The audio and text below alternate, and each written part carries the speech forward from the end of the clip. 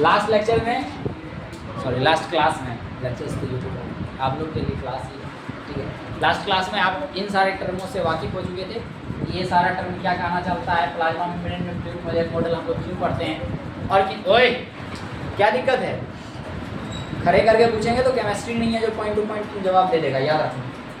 Biology अब फंस जाएगा, इसकी गारंटी है हमारे पास। नहीं तो बोलो हम नमूना पेश करें।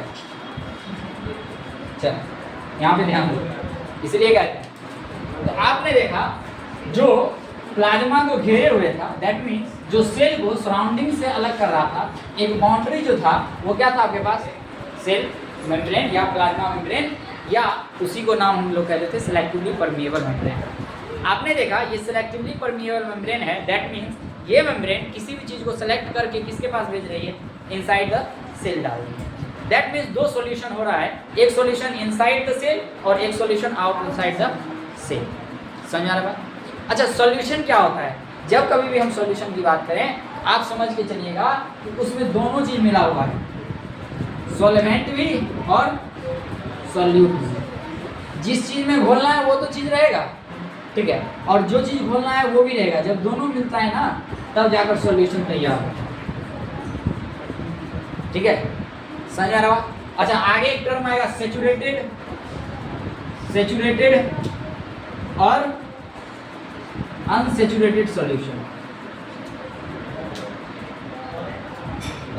याद रखिएगा, सेचुरेटेड सॉल्यूशन कहते हैं जिसकी आत्मा में संतोष हो, आत्मा में संतोष हो, मतलब अब उसको उससे ज़्यादा की उम्मीद नहीं है, this is called saturated solution. बहुत सवेरे आइए, आ जाओ आ जाओ आ जाओ, थोड़ा थोड़ा घर जाओ, थोड़ा थोड़ा खींच जाओ। अच्छा, सवेरे आएगी तो सीट मिलेगा, लेट वाले बच्चों के लिए।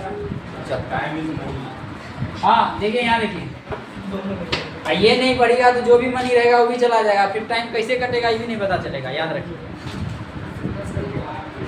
गलती से नज़र उजर आइएगा इधर रोड वोड पर भोगते हुए चाहे चढ़ाते हुए तो फिर चढ़ाते हैं ना।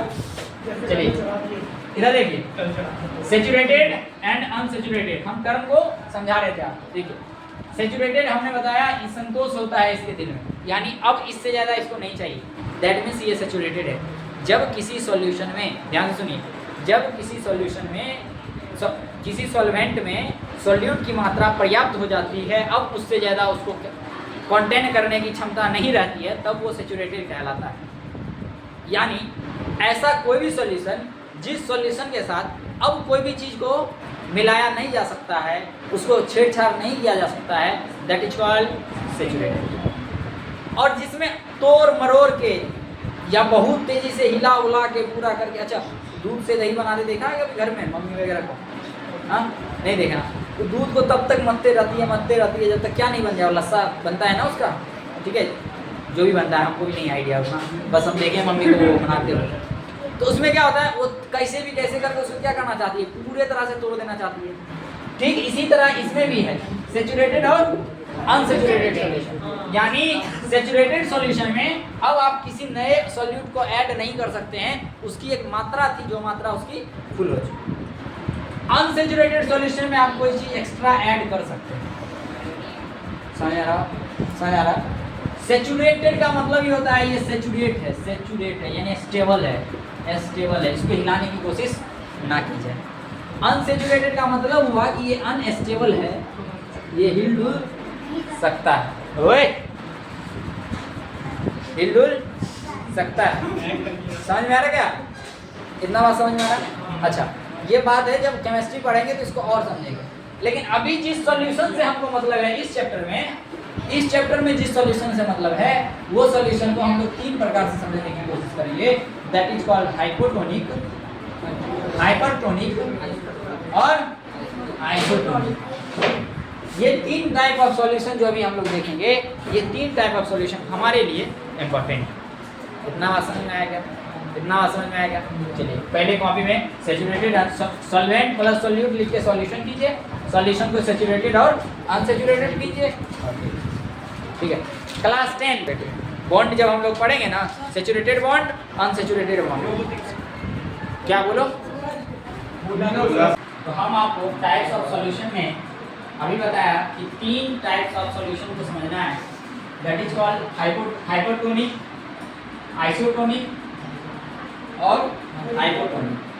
यदि निमोनिक्स के तरीके से या याद करने के ट्रिक को कहें तो आप आसानी से याद कर सकते हैं कि जब कभी भी आपका घर पे लड़ाई हो जाए तो गुस्सा में आप क्या करते हैं, घर से बाहर निकलते हैं, सबसे पहला काम, ठीक है, आप धमकी देते हैं कि आज खाना नहीं खाएंगे, ठीक है, घर से बाहर ही रहेंगे, ठीक है। अच्छा, ये तो कॉमन है कि खाना नहीं खाएंगे, ठीक है। इसमें देख लीजिए, अगर हाइपर हो गया, आपका गुस्सा क्या हो गया, हाइपर हो गया, तो याद रखिएगा कि पानी हमेशा सेल से बाहर आए, ठीक है। हाइपर कंडीशन में water moves outside of the cell. ऐसे समय में पानी क्या होता है, सेल से बाहर निकल जाता है। यदि आप ध्यान से देखिएगा तो मैंने यहाँ पर सॉल्यूट लिख रखा है, वाटर लिख रखा है, मूवमेंट लिख रखा है और सेल लिख रखा है। एक्चुअली जनरली में आप देखिएगा तो आपको बस इतना समझाया जाता है कि पानी इससे बाहर आएगा, इसमें नेट मूवमेंट होगा, जितना पानी अंदर उतना पानी बाहर करता रहेगा, आपको पता नहीं चलेगा हो क्या रहा है। इसमें बाहर से पानी अंदर जाएगा, ठीक है। लेकिन अभी हम लोग क्या करेंगे कि इसमें समझने की कोशिश करेंगे कि सॉल्यूट पर क्या असर पड़ता है, सॉल्यूट का कंसंट्रेशन क्या रहता है। तो ध्यान से समझिएगा, इसमें जो सॉल्यूट रहता है वो बाहर में सॉल्यूट ज्यादा रहता है, बाहर में सॉल्यूट ज्यादा रहता है। बाहर दो कंसंट्रेशन हुआ ना, एक ये वाला बाहर वाला कंसंट्रेशन, एक सेल वाला कंसंट्रेशन, ठीक है।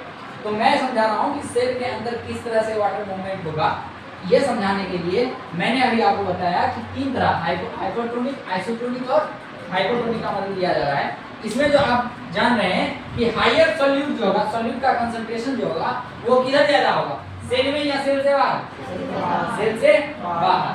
किसका कंसंट्रेशन ज्यादा होगा, सॉल्यूट का। Higher solute outside. अब देखिए सॉल्यूट ज्यादा हुआ तो सॉल्वेंट कम हो गया, सॉल्यूशन में क्या क्या मिला हुआ, सॉल्यूट प्लस सॉल्वेंट तब ना सॉल्यूशन बना, और सॉल्यूट ज्यादा हो गया दैट मींस सॉल्वेंट कम हो गया। और आप जानते हैं पानी क्या है, यूनिवर्सल सॉल्वेंट है। पानी में कोई चीज का सॉल्यूशन बनता है ना, पानी सॉल्वेंट है, उसमें कुछ कुछ मिला के आप नया नया चीज बना, तो दैट मींस वहां पर सॉल्यूट कम है तो पानी वहां पर क्या हुआ, कम हो गया। और आपको हम हमेशा से बताते आए हैं, कोई भी चीज का मूवमेंट जो होता है वो क्या होता है, हायर टू लोअर, ठीक है। पानी की टंकी हाई एल्टीट्यूड पर रखी हुई है, इस वजह से सारे घर पर सही से पानी पहुंचती है। ऐसा नहीं कि पानी का टंकी नीचे रख लो और 3 मंजिल पर पानी का इंतजार करो, समझ आ रहा मेरा बात। दैट मींस किसी भी चीज का जो मूवमेंट फ्लो होता है that is from higher concentration to lower concentration. याद रखिएगा, अगर गैसियस मॉलिक्यूल्स, किसका, गैसियस मॉलिक्यूल्स का फ्लो होता है हायर टू लोअर तो उसको डिफ्यूजन कहते हैं, that process is called diffusion. और अगर लिक्विड का ऐसा ट्रांसफर होता है, इस बात को फॉलो करता है, इसी को ऑस्मोसिस कहते हैं। ये 2 प्रोसेस याद रखिए, मैंने 2 प्रोसेस समझाया, ऑस्मोसिस और डिफ्यूजन। यदि हम दोनों में आपको समझा रहे हैं कि हायर कंसंट्रेशन से लोअर कंसंट्रेशन की तरफ क्या होता है, मूवमेंट होता है, लेकिन याद रखिएगा अगर गैसियस पार्टिकल्स का हुआ तो वो डिफ्यूजन कहलाता है, और अगर लिक्विड पार्टिकल्स का हुआ तो वो क्या कहलाता है। तो सॉल्यूट इसमें क्या होगा, बाहर ज्यादा होगा, लेकिन वाटर क्या होगा, वाटर हायर होगा इनसाइड सेल में पानी क्या होगा, ज्यादा होगा। अच्छा ये बीच वाला को मिटा दे, इसके नीचे लिखना है, ये याद रखिए। अच्छा वाटर यहाँ पर क्या होगा, इनसाइड में ज्यादा होगा। अगर सेल में पानी ज्यादा है तो ये बताइए सेल में पानी आएगा या सेल से पानी जाएगा, क्योंकि बाहर का कंसंट्रेशन मैंने बता चुका है, सॉल्यूट ज्यादा है, सॉल्वेंट कम है, यानी वाटर कम है। तो अभी मैंने बताया ट्रांसफर जो होगा वो हायर से लोअर की तरफ होगा। दैट मींस इसमें जो कंसंट्रेशन है हाई कंसंट्रेशन है और सेल से पानी बाहर जाने की कोशिश कर रही है, ये एरो जो आप देख रहे हैं दैट मींस H2O बाहर आ रहा है, वाटर क्या हो रहा है, बाहर होगा। तो अब जो ये मूवमेंट आप देख रहे हैं, यहाँ पर आप क्या लिखिएगा, मूवमेंट कैसा होगा, वाटर मूव्स आउटसाइड। वाटर किधर गया, outside, water moves outside, cell से बाहर जाना शुरू कर दिया। सेल में क्या असर पड़ेगा, ये जो चौथा पॉइंट आप देख पा रहे हैं, सेल यही क्वेश्चन बनता है कि अगर मान के चलिए हाइपोटोनिक सॉल्यूशन में हमने सेल को डाला तो बताइए सेल पर क्या होगा। तो सेल को जैसे ही हाइपोटोनिक सॉल्यूशन में डाले दैट मींस सेल का पानी क्या है, ज्यादा है, और बाहर में सॉल्यूट क्या है, ज्यादा है, दैट मींस सॉल्वेंट कम है, तो सॉल्वेंट क्या होगा, ज्यादा होने का कोशिश करेगा। वो कोशिश होगा कहाँ से, इस सेल से पानी बाहर जाएगा। तो सेल से पानी जैसे ही बाहर जाएगा तो इस सेल क्या होगा, सिकुड़ जाएगा ना, सिकुड़ जाएगा ना। और सिकुड़ने के लिए एक शब्द यूज आप कीजिएगा, दैट इज कॉल्ड श्रिंक, या आप श्रिंकेज बोल सकते हैं। इतना बात समझ में आया। अगर कोई भी पूछे कि हाइपरटोनिक सॉल्यूशन में क्या होता है, तो आप इतना बात आप उसको समझा सकते हैं कि ये हाइपरटोनिक। जनरल पूछे तो आप कहिए जनरली जब भी सेल से पानी बाहर जाता है यही क्या है। लेकिन ध्यान से देखिए, सेल का साइज कुछ ऐसा था, लेकिन जब पानी बाहर गया तो ये कुछ सिकुड़ता गया ना। इसी यही सेल से जब पानी बाहर चला जाता है, सेल से जब पानी बाहर चला जाता है, इसी को कहते हैं प्लाज्मोलाइसिस। इसको क्या कहते हैं, प्लाज्मोलाइसिस। आपको हम बताएंगे ना, लाइसिस टर्म जनरली डिकोड करता है, किसी चीज को डिफरेंशिएट करने की कोशिश करता है ना। देखिए प्लाज्मोलाइसिस यानी प्लाज्मा, इसके अंदर जो प्लाज्मा था, लिक्विड मटेरियल जो था, अब वो स्टेबल रहने की कोशिश नहीं कर रहा है, अब वो बाहर जाने का कोशिश कर रहा है, जिसके वजह से इसका शेप भी बिगड़ रहा है। पहले शेप कैसा था, ऐसा था, ये खुरदुरा हो गया, ठीक है। पहले पूरा ओवल शेप में था, अब ये क्या हुआ, कंस्ट्रिक्टेड टाइप हो गया। दैट मींस अब क्या हो रहा है, ये प्लाज्मोलाइज्ड हो रहा है, यानी सेल क्या हो जाएगा। अगर श्रिंकेज नहीं लिख सकते हैं तो आप एक स्पेशल टर्म यूज कर सकते हैं, इससे प्लाज्मोलाइज्ड हो। समझ में आएगा, समझ में आएगा। और थोड़ा सेकंड देखते हैं, आइसोटोनिक। अब आप बताइए, आइसोटोनिक में मैंने समझाया नेट मूवमेंट होगा, तो नेट मूवमेंट होगा तो बताइए सॉल्यूट क्या होगा, बाहर और अंदर वाले सॉल्यूट में क्या डिफरेंस, कोई डिफरेंस नहीं होगा। जब जितना आ रहा है उतना जा रहा है, तो दोनों तरफ तो सेम ही होगा ना। इसका मतलब सॉल्यूट क्या होगा, इक्वल होगा। सॉल्यूट क्या होगा, इक्वल होगा। अच्छा, वाटर किधर ज्यादा होगा, सिंपल सी बात है, यदि किसी एक साइड, किसी एक मीडियम में वाटर ज्यादा होता तो उधर से उधर मूव करता। मैंने आपको बताया कि इसमें कहीं से कहीं मूव नहीं करता है। अगर करता भी है तो आपको पता नहीं चलता है, काहे कि इक्वल अमाउंट ऑफ वाटर उसी लेवल पर क्या हो रहा होता है, आदान प्रदान हो रहा होता है। इस कारण से क्या होगा, अगर कोई पूछ ले कि वाटर का किधर ज्यादा है किधर कम है, आप कहिएगा दोनों मीडियम में वाटर क्या होगा, इक्वल। इतना समझ में। कोई पूछे नेट मूवमेंट क्या होगा, तो इक्वल होगा। लगभग इक्वल कहने का मतलब नेट मूवमेंट नहीं देखने को मिलेगा, ठीक है। आप ये टर्म यूज कर सकते हैं, नो नेट मूवमेंट। हाँ, अब क्या है, सेल पे क्या प्रभाव पड़ेगा, नॉर्मल रहेगा। जब उसमें कोई चेंज ही नहीं हुआ, कैसा रहेगा,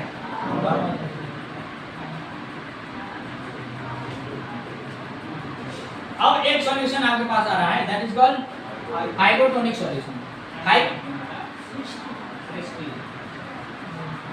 हाइपोटोनिक सॉल्यूशन में अगर आप देखिएगा, यहाँ पर आपको दिखेगा ये सेल अपने साइज पर है, ठीक है, और इसको हमने अगर हाइपोटोनिक सॉल्यूशन में डाल दिया, ये देखिए आप, पानी क्या हो रहा है, बाहर से अंदर आ रहा है, पानी क्या हो रहा है, बाहर से अंदर आ रहा है। तो सॉल्यूट कहाँ पर ज्यादा होगा, सॉल्यूट कहाँ पर ज्यादा होगा, पानी जिधर जा रहा है सॉल्यूट उधर क्या होगा, ज्यादा होगा ना। तो पानी किधर जा रहा है, अंदर जा रहा है, तो सेल के इनसाइड में सॉल्यूट की मात्रा क्या होगी, ज्यादा होगी। That means higher solute inside, higher solute inside. इतना समझ में आ रहा है। अब अगर इतना समझ गए कि हायर सॉल्यूट इनसाइड होगा, तो ये बताइए कि वाटर जो है किधर जाएगा, बाहर। अगर पानी अंदर में ज्यादा ही होता तो फिर अंदर से अंदर क्यों जाता, हम क्या बोले, ज्यादा से। तो पानी किधर से किधर जाएगा, बाहर से अंदर जाएगा। तो जाएगा किधर होगा, पानी जाएगा किधर होगा, बाहर होगा। तो आप लिख सकते हैं हायर वाटर ऑप्शन, बाहर में पानी क्या है, ज्यादा। अच्छा, अब पानी बाहर में ज्यादा हो गया तो मूवमेंट पर क्या असर पड़ेगा, बाहर से अंदर या अंदर से बाहर। पानी बाहर में ज्यादा है तो मूवमेंट पर क्या असर पड़ेगा, अंदर से बाहर या बाहर से अंदर, बाहर से अंदर जाएगा। तो वाटर का मूवमेंट क्या होगा, water moves inside the cell. अच्छा, पहले सेल ऐसा था, अब पानी इसमें आ गया तो सेल कैसा होगा, स्वेल्स हो जाएगा, सेल स्वेल्स। ये पॉइंट आपको याद होना चाहिए, बिना इसके काम नहीं चलने वाला।